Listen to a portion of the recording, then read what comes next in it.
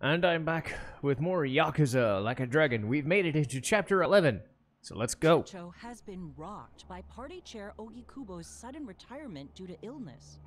Long a central figure in politics, Ogikubo was the Prime Minister's last ally in keeping Parliament together. An election shall be held to reaffirm the will of the people. I look forward to a new Citizens Liberal Party and a new cabinet. The Prime Minister made more shockwaves later that day.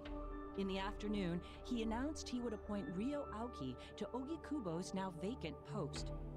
Aoki will be the first sitting governor to also serve as the ruling party's chair.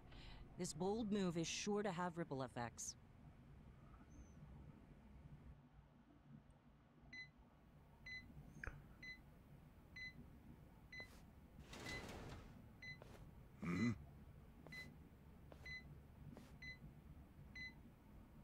How are you feeling, former chairman? Surely the governor of Tokyo can read. My sign says no visitors. Oh, suddenly rules are important to you. Naturally. Shouldn't you concern yourself with the rules you've already broken? For example, counterfeiting. Your crimes put the entire national economy at risk. Do you know how many lives were saved by what you call a crime? Hundreds. Any politician can say they built a road or passed a law. But how many can say they caught people who fell through the cracks? You think you're talented enough to do that in my stead? Oh, I've got plenty of talents. I just use them very differently compared to you. For example, I managed to fit your downfall into my already very busy schedule. A governor as the party chair. Nothing could be more ripe for corruption. Oh, everything I'm gonna do will be labeled scandalous by withered old men like you. But by next year, Japan will have a new standard, and it will have been written by me. Spoken like a true amateur. Amateur, huh? Let me ask you. Do you remember my first election 10 years ago? I asked you for the Citizens Liberal Party endorsement. You insulted me. Your exact words were, "Bleach Japan is a bunch of kids playing at politics." Your home district is Kanagawa's second. Isn't that right? I'm happy to tell you, Bleach Japan will be running a candidate there in the next election cycle. And he'll have the Citizens Liberal Party's ringing endorsement. So, how does it feel to have everything taken from you by a bunch of kids? Our candidate's victory in Kanagawa's District 2 is all but certain. So I've come up with a plan for taking out the trash in Ijincho. Of course, we'll probably lose half the population. Are you calling the people of Ijincho trash? I'm calling them disposable. Oof. Pardon me? What did you call them? People who fell through the cracks? Can't you see that's their own fault for becoming so dependent on the gray zones? They're responsible for maintaining their home, and they failed. That's what makes them disposable. But I must be going. As I said, I've got a busy schedule. Happy retirement, my former chair. I truly wish that for you. I hope you'll visit Ijincho after its beautiful new developments are complete. You'll hardly recognize it, and I can't wait to see the look on your face when you see it.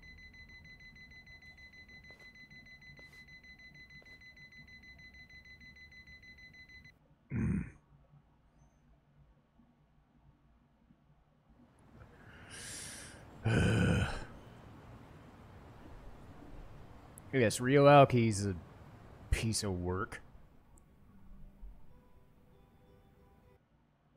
Just great. So, it's your hideout? Yep, go ahead. Make yourself at home. I'd love to, but, where could I even do that? Yes. The square footage of this place leaves something to be desired. Well, excuse me. I'm hearing some pretty high standards for a couple of pad crashers. We're not crashing it. Namba-san gave us permission. Who the hell says no to Jungi Han when he has to stay the night? I mean, it's freaking Jungi Han. Hey, where are the rest of your people now that Komijul HQ is gone? They're fixing the surveillance system. It will take some time for it to be fully restored. Well, I get why Jun Gihan is staying here, since his place is a pile of ashes. But what's Zhao's excuse? It's not like I could just keep living in Qingchen after stepping down from the Liumang. Wouldn't have sent the right message. So, I've joined the ranks of the homeless. Still doesn't explain why you need to stay here.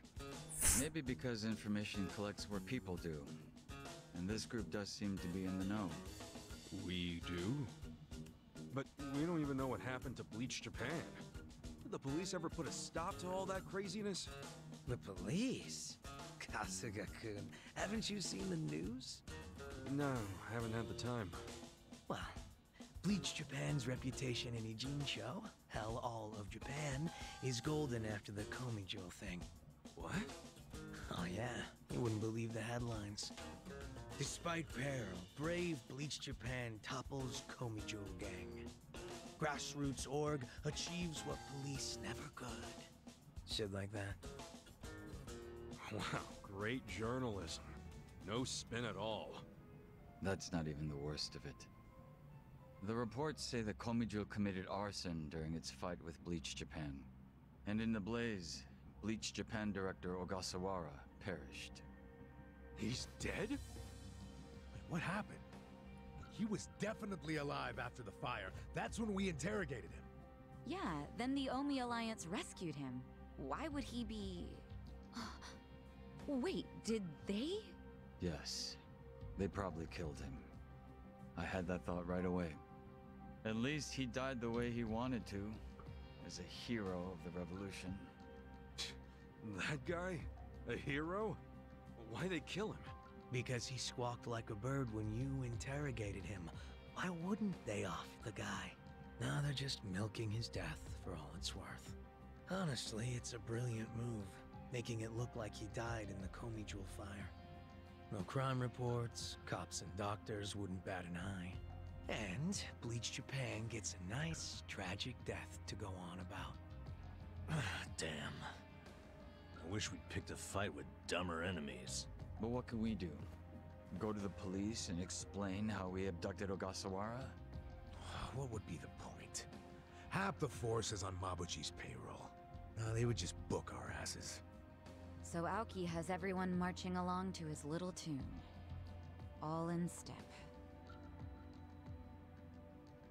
Young master. Okay, Bleach Japan's got us by the short hairs there. But what about the fact they were trespassing on Komijul property? Well, they must have figured the public would think the ends justified the means. And they were right. The public thinks Bleach Japan is the hero of this story. The police will never prosecute them for trespassing. At this rate, the Komijul and the Liumang are going to be extinct in Ijincho. And people like you who give us shelter will be an endangered species. I wish I didn't have to say this, but I suggest you make other living arrangements. I can't. I'm waiting for someone to contact me here. Who?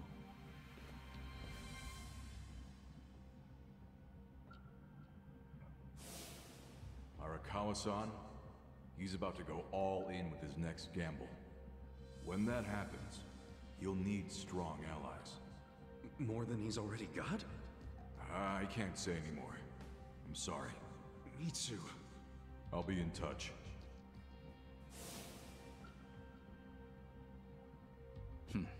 Well then. But isn't Masumi Arakawa the man who shot you? The boss wasn't trying to kill me. He shot me so I could live. Sorry, but don't you think that's still kinda fucked up? Yes. It's a long story. Buy me a beer sometime and I'll tell you all about it. Right now, while we've got you on the team, we need to get shit done. We need to stock up on money and supplies because nobody knows what the hell will happen next. That's for sure.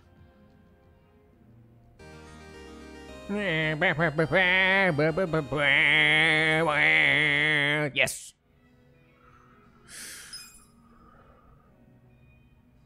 All right. That's.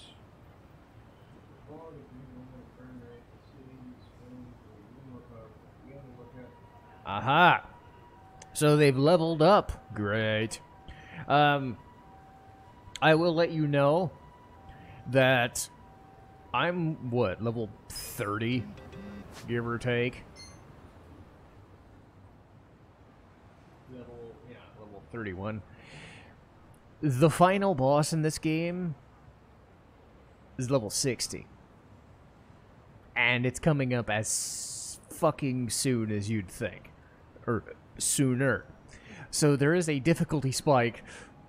Not right now, but it basically is the next chapter. So they're expecting you to go from level 30 to level 50 in 1 or 2 chapters. That being said, they give you opportunities to do so, but be forewarned that they expect you to do it. Now, anyway,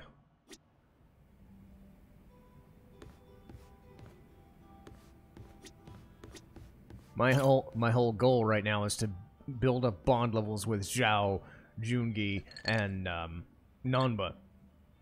So we'll use the rest of this video to focus on these drink leaks. I must say this place is quite comfortable. Yeah, ain't it? Also, seriously, man, how's a guy make drinking alone look so cool? Guess it's easy when you're as handsome as you. That's kind of you to say. Why don't you let me buy you a drink? Yo, for real? Hey, now you're speaking my language, man.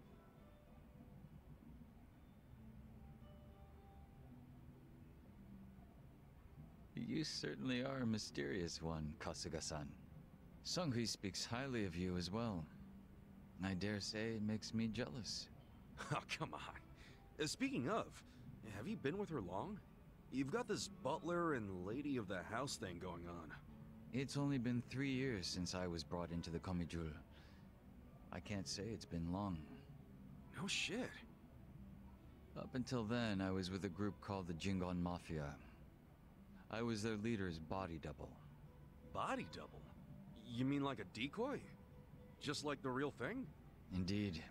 If my master was ever targeted by our enemies, I was to be killed in his place. That was my duty. I didn't figure people still did that kind of stuff.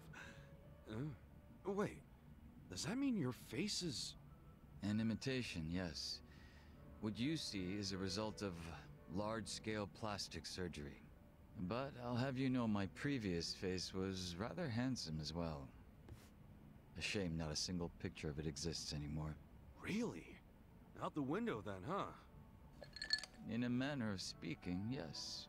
So that means Junki Han isn't your real name either, right? What's your real name then? Surely we're not that close yet, are we? Come on. First step in becoming friends is calling each other by name, right? Well, isn't this awkward? I'm afraid I'm the type to want a bit more distance with people. That how it was with the Jingon Mafia? From the name, I'm guessing it was some sort of Korean Yakuza-like thing? Weren't you once a member of the Tojo clan, Kasuga-san? I'm surprised you've never heard of the Jingon Mafia.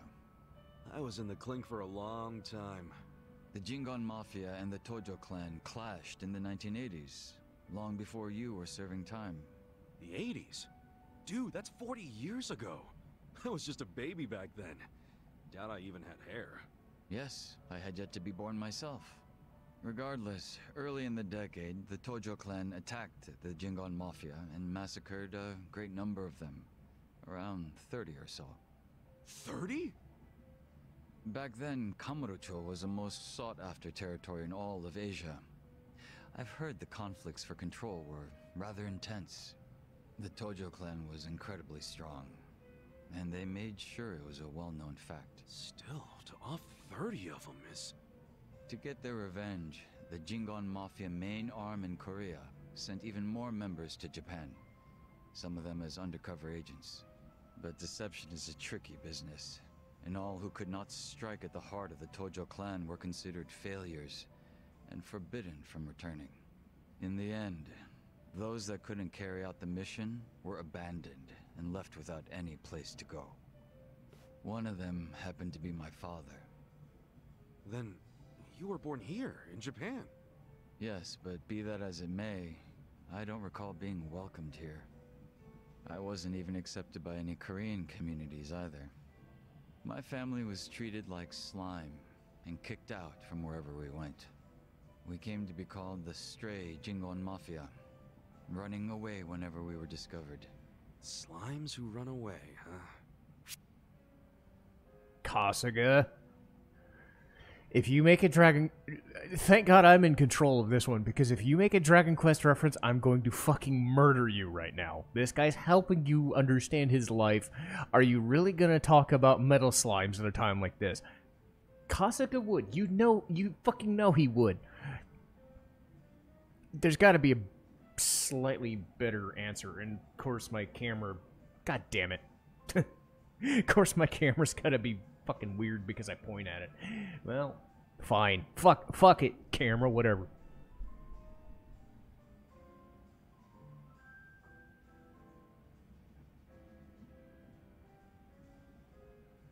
If you're slimes who run away, the reason they chase you is because you're worth tons of experience. Yes. I get it. You're into video games, aren't you, Kasuga? Yeah, I played a lot as a kid. Well, you might be surprised to learn I am too. We should talk shop sometime. Hell yeah! So, what happened to the Stray Jingon after that?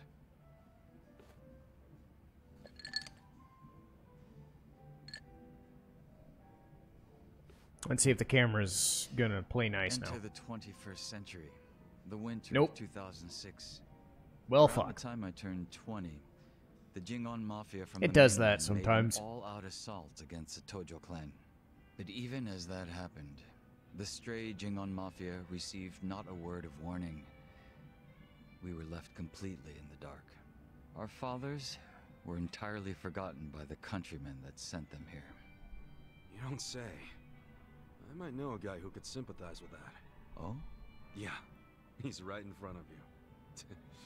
I got tossed out by my family and locked up for 18 years. Oh, that's right. That must be why I can't bring myself to hate you, Kasuga-san. So, what happened to the Jingon's big all-out attack? Despite their careful planning, they were ultimately crushed by the Tojo clan. Ironically, those that survived came from all over to join those of us in the Stray Jingon Mafia. It was a miserable sight. Both sides cut off from home and left with no choice but to band together in the social sewer of a country that wasn't theirs. Sounds like you struggled. Wouldn't know it from looking at you, though. I could say the same to you. Yeah, finally starting to warm up to me? It would seem so. I haven't been acting much like myself today. I had a great time drinking with you, Kasuga-san. I truly mean that. So whatever happened to the real Jungi Han? What's he up to now? He revived the Jingon Mafia roughly 3 years ago, and at that time had taken over a considerable portion of Kamurocho. But he was shot in the head and killed. I was absent at the time. And it all came crashing down, huh? Wait, then that means... Can't you use your real name now? Why keep up the body double thing? You're not trying to become the real Jungi Han, are you? Who can say? But that's none of your concern, is it, Kasuga-san? Or am I wrong? Nah, you got me there. Farewell.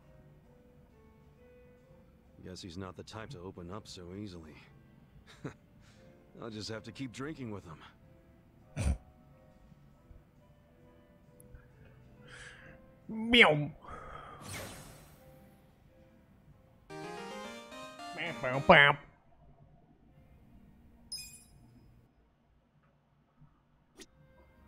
Okay, now it's Nanba's turn. Because you also have to remember that we've leveled up Sayako, Eri, and Adachi all the way up. So it's Nanba, Zhao, and Jungi Han now. Ichiban. I'm glad you're here. We need to talk. We do? Is it something serious? Look, I need to tell you I'm sorry for lying. You mean about chasing the counterfeit bill? Yeah. Think you can forgive me? Come on, you know we're past that. What's important is your brother got released. All's well that ends well, right? That said, maybe now's a good time to tell me if there's any other holes in your story. You really were a nurse at some point, right? Well, of course I was a nurse. How else could I have brought you back from the brink of death? Good point. Then, what about the part where you sold hospital meds? Didn't you say that's how you got your nursing license revoked? Well, that's the short version, but it's more complicated, actually. What do you mean? You'll be the first person I've ever told this to, so I hope you plan on sitting for a while. I'm sitting for a long time, actually.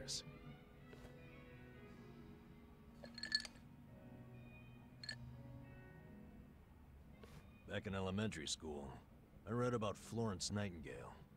That's when I knew I was meant to be a nurse.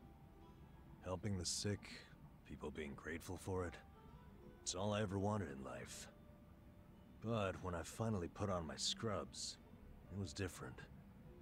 Endless late shifts, difficult patients, never a word of thanks. Eventually, I just stopped caring. Little by little, I started cutting corners any way I could. I'd pretend not to hear the intercom, and instead, I'd go doze off somewhere.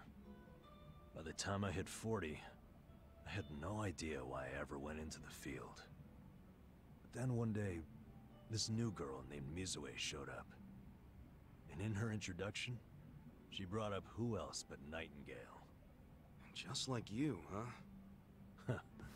We had the same role model, but she still had her spirit. She would rush toward every patient in the ward, never missed a beat. On top of that, she always had the sweetest smile. So, you had a thing for her? Are you kidding me? She was 23 and a looker, and I was just a middle-aged loser.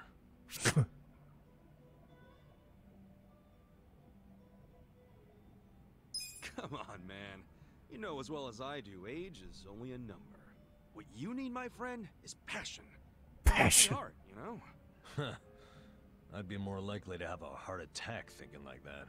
Dude, I'm sure you were crazy passionate about the job back when you got hired. Maybe I was. Still don't see her point. Whenever I saw her working, I could feel my old self coming back. That young version of me, who used to give it his all. That's a good sign. If only I had half her stamina and wasn't twice her age. Anyway, one night I was a little sleepier than usual, so I went out to the back lawn, thinking maybe I could sneak in a nap. And suddenly, I heard a noise from behind. I turned around to find the storeroom we keep the medicine in wide open, and Mizue-chan was walking out alone. Was she restocking? I mean, if you were slacking off, she was probably having to bust her ass. Well, that's the thing. In our hospital, only the pharmacists have access to the storeroom. Mizue-chan and I were just nurses. We didn't even need to go in there. Then what was she doing? Well, at the time, there was a rumor floating around the hospital. Uh-oh. Medicine would keep disappearing. The list never matched the inventory. According to the rumors, someone was swiping medicine and selling it. Illegally. No way. And that was Mizue-chan? It was. As my eyes adjusted, I could clearly see her arms were full of medicine boxes. But why would she need to sell medicine? From what I heard, her parents were under a mountain of debt. So, to lighten some of their load, Mizue-chan was paying everything she could. But a single nurse's salary wouldn't get them out of the hole. No way. So she was stealing the meds to do it? Yep. And I was the sole eyewitness. Thing is, Mizue-chan never noticed me there. Now, if it was you, Ichiban, what would you have done? Well, calling her out on it would seem to be the right thing to do. But I guess she wasn't stealing it just to be a criminal, huh? Not in the slightest. She was only doing it for her family. I mean, yeah, she was breaking the law, but she wasn't trying to hurt anyone. Plus, getting caught would cost her her job. Then the debt would only have gotten worse. With all that in mind, I'd say it's a pretty tough call to make. Now you're on the same page I was. Anyway, in the end, all I could do was watch her walk away without saying a word. If there ever was a criminal who deserved a free pass, it was Mizue-chan.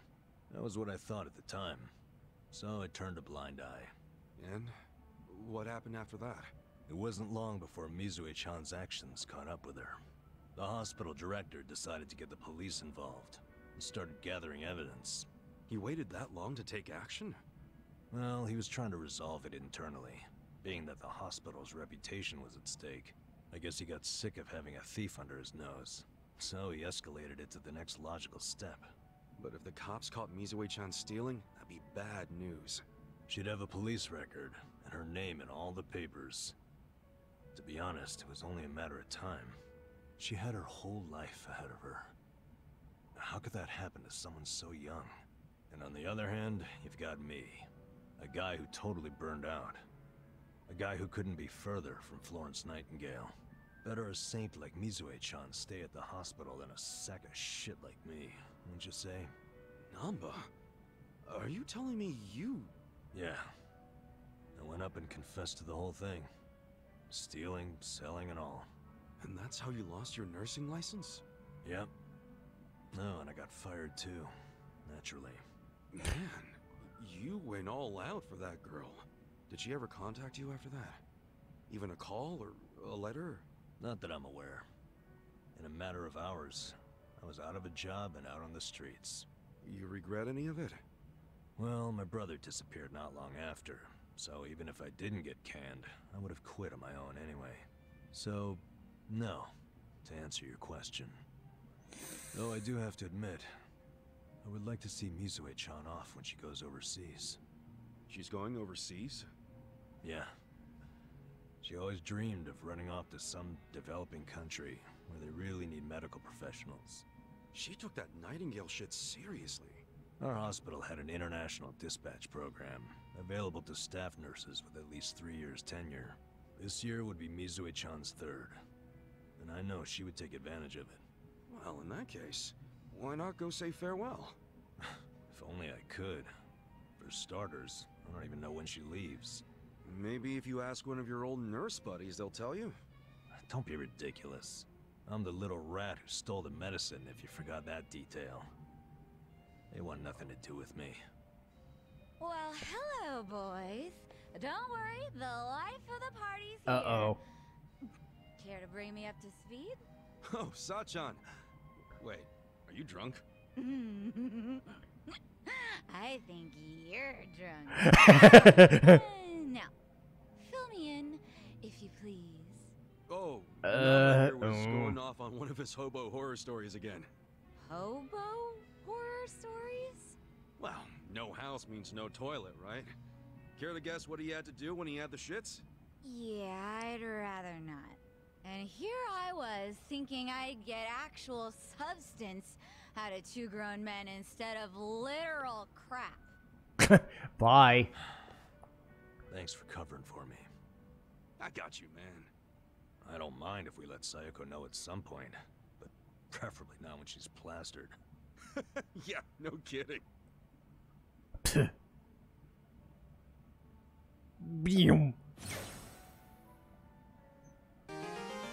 Bam, bam, bam. The fortune teller job.